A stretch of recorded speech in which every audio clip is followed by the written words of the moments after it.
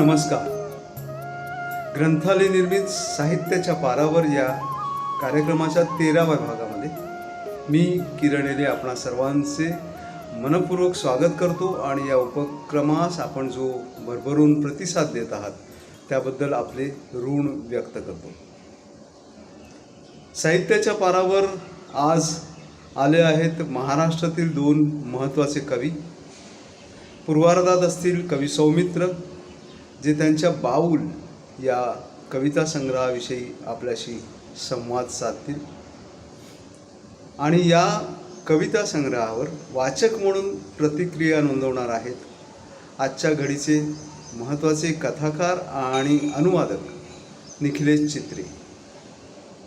कार्यक्रमाच्या उत्तरार्धात कवी दासू वैद्य त्यांच्या मेळा या ललित बंधाविषयी आपल्याशी हितगुज साधणार आहेत आणि या मेळा ललित बंधावर वाचक म्हणून आपली प्रतिक्रिया नोंदवणार आहेत आजच्या घडीच्या महत्त्वाच्या कवयित्री जयश्री हरी जोशी. तर कार्यक्रमाचा पूर्वार्ध कवी सौमित्र यांचा बाऊल हा कविता संग्रह. कवी सौमित्र म्हणजेच मराठीतील सुपरिचित अभिनेते किशोर कदम, ज्यांचं काम आपण फॅन्ड्रीपासून नटरंगपर्यंत पाहिलेलं आहे आणि हिंदी चित्रपटातील समरपासून इस रात की सुबह नहीं इथपर्यंत आपण त्यांचं काम पाहिलेलं आहे, आपल्याला ते आवडलेलं आहे. कवी सौमित्र म्हणून त्यांचा आणि तरी मी हा संग्रह आपण वाचलेला आहे, अभ्यासलेला आहे आणि जो अनेक समीक्षकांनी त्याला पसंतीची पोच दिलेली आहे. एका प्रदीर्घ कालखंडानंतर त्यांचा बाऊल हा कविता संग्रह वेगळेपण घेऊन आलेला आहे आणि म्हणून तो आजच्या घडीचा महत्त्वाचा कविता संग्रह ठरतो. या कवितेतील जाणीवांविषयी, निर्मिती प्रेरणांविषयी आज ते भाष्य करतील. मी त्यांना निमंत्रित करतो आणि त्याच्यानंतर मी निमंत्रित करतो निखिलेश चित्रे यांना की त्यांनी वाचक म्हणून त्यांची प्रतिक्रिया नोंदवावी.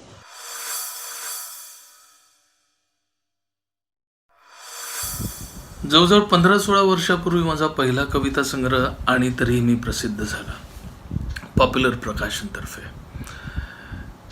त्या कविता संग्रहाच्या 4 आवृत्त्या संपल्या आणि आता सध्या 5वी आवृत्ती बाजारात आहे. कविता संग्रहाला बक्षिसं मिळावी म्हणून कविता कोणीच लिहित नसतो, प्रामाणिक कवी लिहित नसतो. पहिला कविता संग्रह एवढा यशस्वी झाल्यानंतर दर वर्षी एक कविता संग्रहाचा रतीब मी पाडू शकलो असतो. पण मला आणि तरीही नंतर कवितेकडे पाहण्याची दृष्टी थोडीशी वेगळी माझी झाली आपोआप.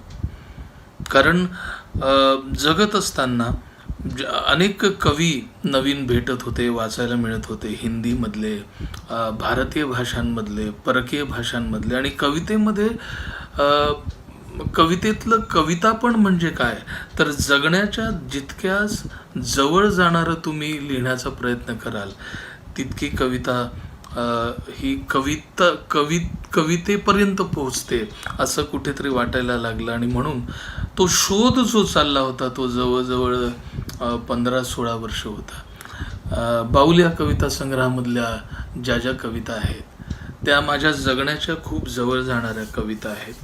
माझं जगणं जवळून पकडण्याचा केलेला तो प्रामाणिक प्रयत्न आहे. बाऊल म्हणजे कवितेचा वेगळा रस्ता चालण्याचा प्रयत्न आहे असं मला वाटतं.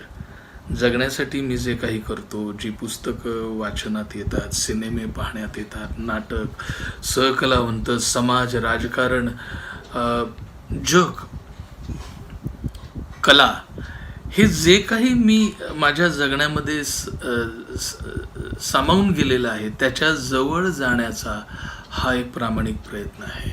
आणि म्हणूनच बाऊलमधली कविता आणि तरीही मी पेक्षा जरा वेगळी आहे असं मला वाटतं. काही कवी वर्षानुवर्ष तीच गाणी, तोच रोमॅन्टिसिझम, तोच पाऊस, त्याच पाकळ्या, तीच फुलं, तोच सुगंध, तीच प्रेयसी, तीच बायको, त्याच विषयांवर वर्षानुवर्ष लिहित असतात. मला तसं लिहावं असं वाटलं नाही. जाणीवपूर्वक मी थांबवलं स्वतःला आणि म्हणूनच बाऊलमध्ये थोडासा वेगळा प्रयत्न झालेला आहे असं मला वाटतं. आता बाऊल म्हणजे नक्की काय हे सांगण्यासाठी मी कविता संग्रहाच्या सुरुवातीला एक छोटंसं निवेदन लिहिलं, ते तुम्हाला वाचून दाखवतो. बाऊल हा झेन, सुफी आणि हिंदू संत परंपरांचं मिश्रण असणारा बंगालमधला एक पंथ अथवा लोक म्हणूयात. हजारो वर्षापूर्वींची ही परंपरा आहे. वाऱ्यानं बहकलेला, mad affected by the wind असे हे एकतारे घेऊन फिरणारे, सतत रस्त्यावर असणारे, एका गावात, एका शहरात, एका घरात, एका झाडाखाली, एका रात्री पलीकडे कधीही न थांबणारे, उत्स्फूर्त जगण्यावर विश्वास असणारे. आपण जर उत्स्फूर्तपणे जगलो नाही तर आपण आपल्यातल्या खऱ्या, नितळ आणि सहज माणसापर्यंत पोहोचू शकणार नाही, ही धारणा असणारे. प्रेम त्यांच्या जगण्याचा मूळ पाया असतो. एखाद्या गोष्टीशी, एखाद्या व्यक्तीशी, शहराशी, वस्तूशी अटॅच्ड असूनही तुम्ही अनअटॅच्ड असू शकता. त्या व्यक्तीत, त्या जागेत, वेळेत असूनही नसू शकता. Be in the world but don't be of it, हे त्यांचं जगण्याचं ब्रीद वाक्य. जे जे वाट्याला येईल ते सर्व त्यांना हवं असतं, स्वीकार असतो. सुख, दुःख, आनंद, वेदना, हसू, आसू, ऊन, सावली, पाऊस, थंडी, आशा, निराशा, शरीर सुख, मैथून, जे जे अंगावर येईल, वाटेवर भेटेल ते झेलत, सहज पेलत, जगण्याचं गाणं गात चालत राहणं, हे बाऊलत्व घेऊन जगणारी मंडळी खरोखरच मॅड असतात. आणि म्हणूनच या लोकांना, that's why these people are called mad people. सगळ्या कलावंतांमध्ये हे बाऊलत्व कमी जास्त प्रमाणात असतंच असं मला वाटतं. कारण कुठल्याही कलावंताला एका जागी, एका घरात, एका गावात, एका शहरात खूप वेळ थांबावंसं वाटत नाही. कसली तरी अस्वस्थता त्याला सतत दूर जाणारे रस्ते पाहत राहते आणि एक दिवस त्याच्या नकळत तो अनोळखी शहर, अनोळखी गाव, अनोळखी रस्ता चालताना स्वतःलाच सापडतो. मला व्यक्तिशः अनोळखी शहरातल्या, अनोळखी रस्त्यावरून, हॉटेल्समधल्या एकटेपणाच्या डोहात डुंबत राहायला खूप आवडतं. पण काही दिवसांनी त्या एकटेपणाची सुद्धा भीती वाटायला लागते.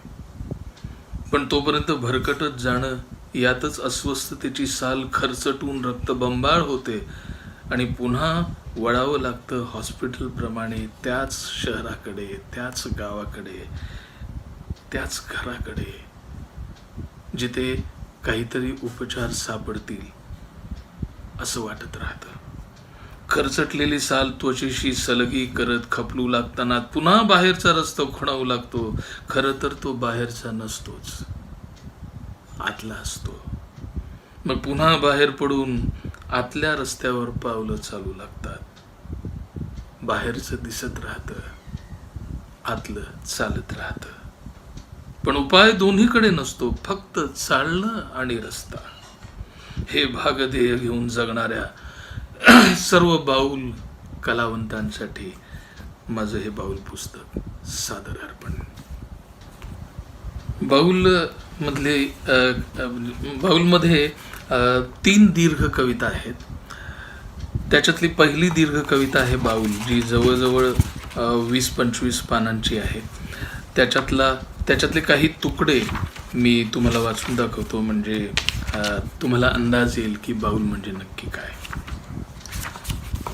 बाऊल.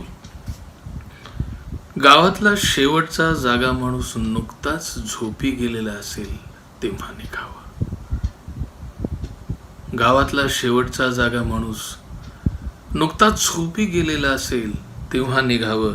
निघताना मूर्ख असावं, तर्क शोधू नये. साखर झोपेतच सोडावं गाव, शहर, वाटेतलं. थांबू नये एकाच गावात, शहरात, गावात.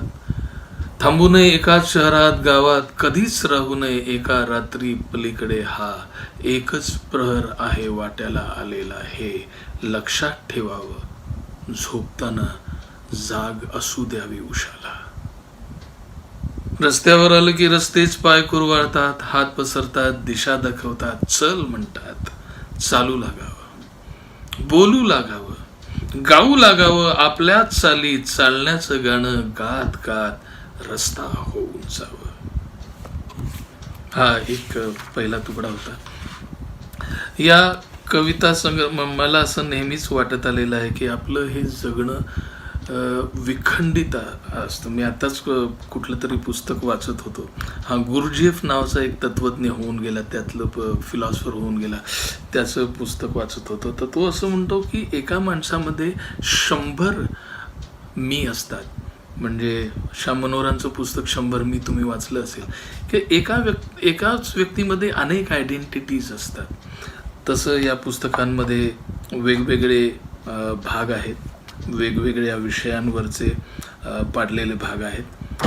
त्याच्यामध्ये सामाजिक कविता, राजकीय कविता, कलेबद्दलच्या कविता, शूटिंगबद्दलच्या कविता, नाटकाबद्दलच्या कविता, अशा वेगवेगळ्या कविता आहेत. त्याच्यापैकी कवितेबद्दलच्या कविता मी तुम्हाला वाचून दाखवतो. त्याच्यातली कविता ही एक मला तुम्हाला वाचून दाखवायला आवडेल. किती धडपड चालली आहे तिची बाहेर पडण्याची, किती धडपड चालली आहे तिची बाहेर पडण्याची. दिशा दिशात प्रयत्न करते, पुन्हा भिंतीवर आपटते, पडते, उठते, वारंवार उडते, फिरून धडकते, जखमी होऊन विव्हळते, आर्त होते, पुन्हा उठते. रक्तबंबाळ झाली, थकली, हरली, हातबल झाली तरी भरारी मारून तरंगते, अकस्मात कोसळते, थांबते, पुनश्च उठते, उठण्याचा प्रयत्न करते. बिचारी कविता, बिचारी कविता शब्दांतून आत आली, शब्दातूनच बाहेर जावं लागेल एवढंही कळत नाही तिला. किती किती धडपड चालली आहे तिची बाहेर पडण्याची. कवी सौमित्र अर्थात किशोर कदम यांच्या बाऊल या कविता संग्रहाविषयी बोलताना आपल्याला हे लक्षात घेणं आवश्यक आहे की त्यांचा पहिला कविता संग्रह आणि तरीही मी आणि बाऊल यात 17 वर्षांचं प्रदीर्घ अंतर आहे. आणि हे अंतर नुसतं कालाचं अंतर नसून या 2 कविता संग्रहांमधल्या कवितांची जातकुळी, त्या कवितांचं व्यक्तिमत्व, कवीची संवेदनशीलता, त्याची भाषिक क्षमता, या सर्वातच एक अतिशय प्रदीर्घ असं अंतर पडलेलं आपल्याला दिसतं. हे अंतर केवळ फरकात्मक नाही, तर या अंतरामध्ये आपल्याला कवीच्या कवितेचा अत्यंत ठाम आणि निश्चित असा विकास झालेला दिसतो. उदाहरणादाखल या संग्रहातली बाऊल ही कविता जर आपण घेतली, शीर्षक कविता, तर आपल्या असं लक्षात येतं की या कवितेत कवीने एका अनामिक निवेदकाच्या आधारे वाचकाला एका अतिशय वेगळ्या स्वप्नवास्तवाच्या सरहद्दीवरच्या अशा वातावरणात नेलेला आहे.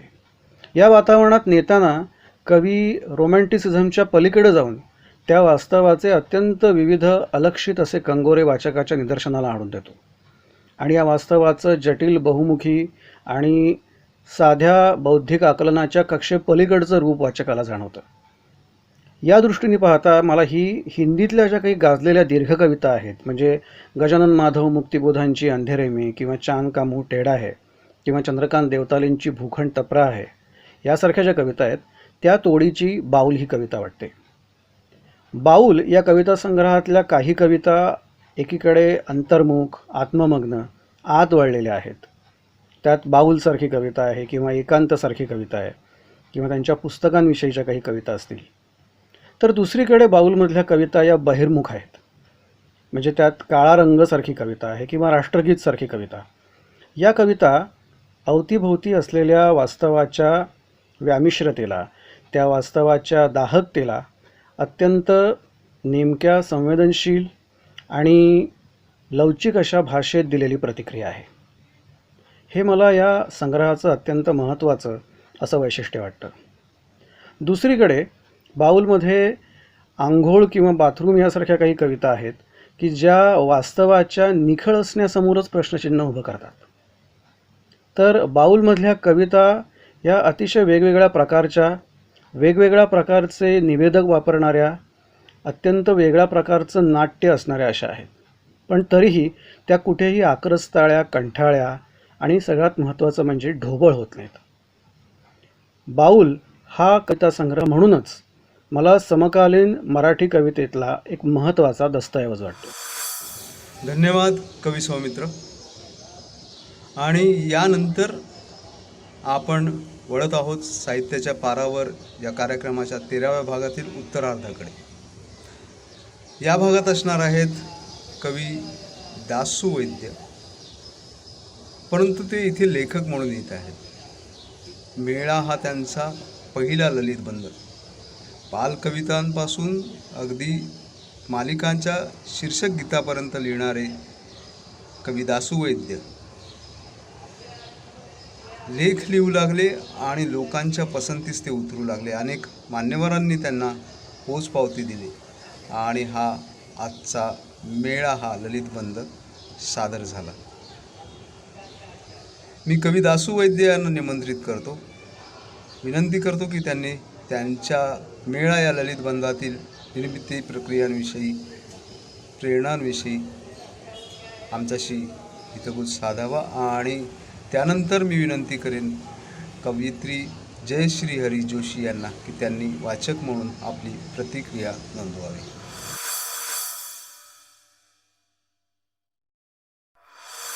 नमस्कार. आपल्याला आज ज्या मेळा या ललित लेख संग्रहाविषयी बघायचं आहे किंवा मेळा हा कसा जमून आला किंवा जुळून आला हे बघताना मला 2015 साली मी जे लोकसत्ताच्या लोकरंग पुरवणीमध्ये एक यमक आणि गमक नावाचं सदर लिहिलं होतं आणि ते मोठं वाचकप्रिय झालं होतं किंवा खूप चांगले प्रतिसाद मला आले होते. तर वर्षभर लिहिलेल्या या सदरातले लेख, इतर काही ललित लेख म्हणजे जे काही महाराष्ट्र टाइम्स किंवा अनुभव मासिकामध्ये आलेले, इतर विशेषांकात आलेले असे सगळे लेख एकत्र करून हा मेळा तयार झालेला आहे आणि हा मेळा पॉप्युलर प्रकाशनाने प्रकाशित केलेला आहे. मेळाच का, त्याचं शीर्षक मेळाच का, तर मेळा म्हणजे तिथे अनेक गोष्टी एकत्र येत असतात. तसं या ललित लेखसंग्रहामध्ये अनेक विषय, अनेक अनुभव यांची सरमिसळ झालेली आहे किंवा त्यांचा मेळा भरलेला आहे, म्हणून हा मेळा आहे. ललित लेखनामध्ये अनुभवाचं चैतन्य फार महत्त्वाचं असतं. हे अनुभवाचं चैतन्य लेखक किती चांगल्या पद्धतीनं, किती सहजपणे, किती आत्मीयतेने, किती लालित्यपूर्ण पद्धतीनं वाचकापर्यंत पोहोचवतो, त्याच्यावर त्या ललित लेखाचं काय म्हणता येईल पोहोचणं किंवा यश अवलंबून असतं. असं एक उत्तम ललित लेखांची परंपरा मराठीमध्ये आहे. मराठीमध्ये साधारणतः असं जर बघितलं तर काही माझे आवडते ललित लेखक असं जरी आपण म्हणालो तरी काही नावं आपल्याला घेता येतील की उदाहरणार्थ श्रीनिवास विनायक कुलकर्णी असतील, विजय तेंडुलकर असतील, मारुती चित्तमपल्ली असतील, महेश एलकुंचवार, व्यंकटेश माडगुळकर, अनिल अवचट, सुधीर रसाळ, विजय पाडळकर अशी काही आपल्याला नावं घेता येतील की ज्यांनी हे मराठी ललित लेखन समृद्ध केलेलं आहे असं म्हणता येईल. हे ललित लेख मी लिहित होतो आणि वेळोवेळी त्याला जो मला प्रतिसाद मिळत होता तो माझ्यासाठी फार महत्त्वाचा होता. अनेकांनी फोनवर किंवा मेलवर, मेसेजवर मला या लेखनासंदर्भात अनेक प्रतिक्रिया येत होत्या. त्यामध्ये काही प्रतिक्रिया फार महत्त्वाच्या होत्या, त्या मला उभारी देणाऱ्या होत्या, विश्वास देणाऱ्या होत्या. कारण गद्य लेखनात तसा मी फार नवा होतो आणि प्रतिक्रिया यायला लागल्या वेगवेगळ्या. उदाहरणार्थ आमचे मित्र, काही उदाहरणच सांगायची वैशिष्ट्यपूर्ण प्रतिक्रियांच्या बाबतीत, तर आमचे रंगकर्मी मित्र अतुल पेठे असतील, नाटककार अजित दळवे असतील किंवा सतीश आळेकर सर असतील किंवा ज्येष्ठ लेखिका रागिनी पुंडलिक असतील किंवा कादंबरीकार रमेश इंगळे उतरातकर, ज्येष्ठ साहित्यिक राजन गवस, चित्रकार सुभाष अवचट ज्यांनी या मेळा या ललित लेख संग्रहाचं सुंदर असं मुखपृष्ठ केलं आहे. तर ह्या सगळ्यांकडनं वेगवेगळ्या त्याच्यातल्या वैशिष्ट्य मला नमूद करणाऱ्या काही प्रतिक्रिया येत होत्या आणि सगळ्यात एक प्रतिक्रिया अशी आली, असा मेल मला आला, तो होता महेश एलकुंचवारांचा. आणि त्यांनी 2-3 ओळीच मला लिहिल्या होत्या की तुझं मी लेखन वाचतो आणि मला ते आवडतं आहे. आता एलकुंचवारांनी जर अशी प्रतिक्रिया दिली तर मला एक लक्षात आलं, आपण जे काही गद्य लेखन करतो आहोत, ललित लेखन करतो आहोत, ते पोहोचतंय बऱ्यापैकी असं माझ्या लक्षात आलं. मी जे या ललित लेखनासाठी हा मेळा सगळा जुळून आणण्याकरता जे विषय गोळा करत होतो, लिहित होतो, तर ते स्वाभाविक मला जे टोचतं, जे डाचतं किंवा खूप दिवसाचं माझ्या मनात घर करून आहे, ते माझं गाव असेल, अंगण असेल, विहीर असेल, शेत असेल किंवा शिक्षणाच्या काळातलं विद्यापीठ असेल किंवा म्हणजे ते खूपच नॉस्टॅल्जिक किंवा भूतकाळातच रमणारं असं नाही, ते पुन्हा शहरात आलं, महानगरात आलं, ते जागतिकीकरणात आलं, ते मॉलमध्ये आलं आणि या सगळ्या गोष्टी मी या ललित लेखनामध्ये पकडण्याचा प्रयत्न केलेला आहे. याच्यामध्ये 2 पत्र आहेत.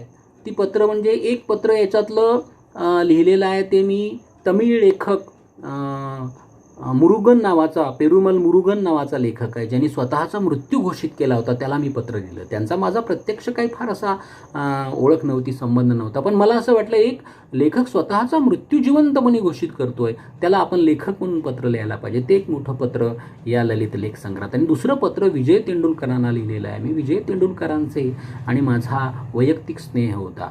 तेंडुलकरांनी मुंबईमधल्या 3-4 शाळांमध्ये स्वतः माझ्या बालकवितांचं प्रगट वाचनं केली होती आणि त्याच्यामुळं स्वाभाविक त्यांना मी पत्र लिहिलं आहे, पण ते गेल्यानंतर लिहिलं आहे. अर्थात ते त्यांना मिळालं नाही, पण मी लिहून मात्र मोकळा झालो. या ललित लेख संग्रहात अजून कुठला काय आहे, तर अजून असे काही विषय आहेत की ज्या विषयांची कविता होऊ शकली नाही, म्हणजे कविता न झालेले विषयसुद्धा यामध्ये आलेले आहेत. त्याचं एक उदाहरण सांगतो मी छोटंसं, की साधारणतः एक 7-8 वर्षापूर्वी माझी मुलगी, छोटी मुलगी जेव्हा 4-5 वर्षाची होती, तेव्हा तिला मी एकदा आमच्या विद्यापीठामध्ये आमराई दाखवायसाठी म्हणून घेऊन गेलो. आणि आमराई दाखवताना ती सगळ्या शेतामध्ये पळत होती आंब्याच्या झाडाखाली आणि तिला कुठल्या तरी झाडाखाली छान आंबे सापडले. एक आंबा तिने उचलून आणला, पिकलेला होता, छान पाडाचा आंबा, पिकलेला आंबा होता. आणि तिने मला सांगितलं की बाबा मी हे खाऊ शकते का? मी म्हणलं हो. तर ती म्हणे चाकू कुठं आहे इथे? मी म्हणलं इथे शेतात चाकू नसतो, तो माचून खायचा असतो. तिला मी तो आंबा माचून दिला आणि मग ती खायला लागली. त्याच्या फ्रॉकवर पडला. मी म्हणलं काय नाही, खराब होऊ देत फ्रॉक, तो आंबा खा मस्त, मग आपण नंतर बघू. आणि तिने आंबा मन लावून आंबा खाल्ला. मला उत्सुकता की हिला कसा लागला असेल एवढा ताजा आंबा. मग मी तिला विचारलं की बेटा आंबा कसा आहे हा, कसा लागतो आंबा? तर तिनं जे मला उत्तर दिलं या प्रश्नाचं, ते उत्तर ऐकल्यावर माझ्या सगळं तुम्हाला पण धक्का बसलाच पाहिजे. मी तिला विचारलं बेटा आंबा कसा लागतो? ती म्हणाली बाबा हा आंबा फ्रुटीसारखा लागतो. आंबा जर फ्रुटीसारखा लागत असेल तर मला सांगा आंब्याच्या झाडाचं किती मोठा अपमान आहे. पण त्यात तिची चूक नाही आहे. आधी आपण तिला फ्रुटी प्यायला दिली, नंतर आंबा दाखवलाय. आणि मला एक बरं वाटलं, त्यावेळी त्या क्षणी त्या आंब्याच्या झाडाला मराठी येत नव्हतं, नाहीतर हे मुलीचं वाक्य ऐकून ते आंब्याचं झाड उन्मळून पडलं असतं. ही जी एक आपल्या पिढीची गत करून टाकली आपण, असे काही विषय त्या ललित लेख संग्रहामध्ये आलेले आहेत. दुसरी एक गोष्ट, या ललित लेख संग्रहामध्ये जी नाट्यात्मकता आहे, ती नाट्यात्मकता जास्त आमच्या अभिजित झुंजारराव या नाटककार मित्रांनी हेरली आणि त्यांनी त्याचा एक सुंदर नाट्याविष्कार केला. 70 मिनिटाचा दीर्घांकन त्याचे तो प्रयोग पण करतोय, याची पण मला नोंद करावी वाटते. असं हे पुस्तक माझ्या मनातल्या सगळ्या भावभावना या पुस्तकामध्ये उतरलेल्या आहेत. माझ्या या सगळ्या भावनांचा एक गोपाळकाला, या अनुभवांचा, या विचारांचा किंवा या घटनांचा, मला भेटलेल्या माणसांचा, व्यक्तिचित्रांचा हा सगळा गोपाळकाला आम्ही वाचकांच्या हवाली केलेला आहे, तसा तुमच्याही हवाली केलेला आहे. मी मनपूर्वक लिहिण्याचा प्रयत्न केलेला आहे. मला असं वाटतं तुम्ही नक्की वाचून मनपूर्वक मला याच्याबद्दल कळवाल अशी मी अपेक्षा करतो. धन्यवाद. 753 दशकांचा मेळा, एकतत्वी कळा. दासू वैद्य यांचं मेळा हे पुस्तक. मी जयश्री हरी जोशी आपल्या सर्वांना अभिवादन करते. ह्या लेखमालिकेत प्रचंड प्रगल्भता आहे बरं का, आणि ह्याला चिंतनाची डूब आहे, प्रादेशिकतेचा सौम्य स्पर्श आहे, यात सांस्कृतिक संदर्भांची रेलचेल आहे आणि परंपरेची चैतन्य चित्र आहेत. खरं तर ही स्फुरणं आहेत माझ्या लेखी. वेगवेगळ्या टप्प्यावरची स्मरणं आहेत, आठवांची रूपं आहेत. यात काही कवितांचे अंश उद्धृत केलेले आहेत, यात व्यक्तिचित्रण आहे, यात पत्रलेखन आहे. G.A. कुलकर्णी यांनी इस्किलारमध्ये उल्लेख केला होता ॲनी व्हिओलाचा. ॲनिव्हिओला हा एक असा क्षण, जादुई क्षण, ज्यावेळी द्राक्षरसाचं वारुणीत रूपांतर होतं. या सर्व लेखांमध्ये मला असे काही जादुई क्षण आढळले ॲनिव्हिओला. तर माझे ॲनिव्हिओला कोणते आहेत ते मी तुम्हाला सांगते. आता ऋतुमती स्त्रीचं वर्णन करताना चंदनाचं अंग इथपर्यंत मी त्या सौंदर्याची अनुभूती घेत होते आणि अचानक माझ्यावर येऊन आदळला शब्द जाळभाज. स्त्रीच्या यातनांचे, वेदनांचे, युगानुयुगांचे डोंगर स्वतः रिचवणारा हा एक संपृक्त शब्द आहे. त्याच्यानंतर मरणगंध. वणव्यात एका झाडाने दुसऱ्या झाडाला पेटवत जावं तसं एका मरणगंधाने चिरविरहाचे अनेक क्षण जागे होतात. हे किती खरं आहे. मग मी वाचली ती न पाठवलेली पत्र. त्यात पेरुमल मुरुगन यांना पाठवलेल्या पत्रात एक लाल कोवळी पालवी तुम्हाला दिसते. ती कदाचित आशेची ध्वजा असेल किंवा विजय तेंडुलकरांना विचारलेला प्रश्न असेल की आमचे मणके हे लोकप्रियतेच्या तालावर ठेका धरतात, तर असंख्य जिव्हांनी फुतकारणारा हा सर्प आम्ही हाताळायचा कसा. अत्यंत सुंदर शब्दप्रयोग तुम्हाला सांगते. म्हणजे दृश्य पण आहे, ध्वनी पण आहे आणि शब्दकळा. की वसतिगृहातली मुलं शहर कुरतडायला बाहेर पडायची. संध्याकाळी कुणाच्या तरी आत आभाळ भरून यायचं. मनात नाही, कुणाच्या तरी आत आभाळ भरून यायचं आणि डफ वाजायचा. तर मनातल्या घराविषयी बोलताना तुमच्या आमच्या सगळ्यांच्याच मनात एक घर असतं. त्याला ती लांबलचक, लांबसडक, उघड खांबी ओसरी असते. त्या उत्कट क्षणांचं चांदणं घेऊनच आपण आयुष्यातल्या उन्हातनं वाटचाल करत असतो. पण ह्यात एक वाक्य त्यांनी असं वापरलंय, सायंकाळी गुलमाक्षाच्या झाडाला फुलं लखाटून जायची. हा काय शब्द आहे. लखाटूनमध्ये तो लख्खपणा आहे.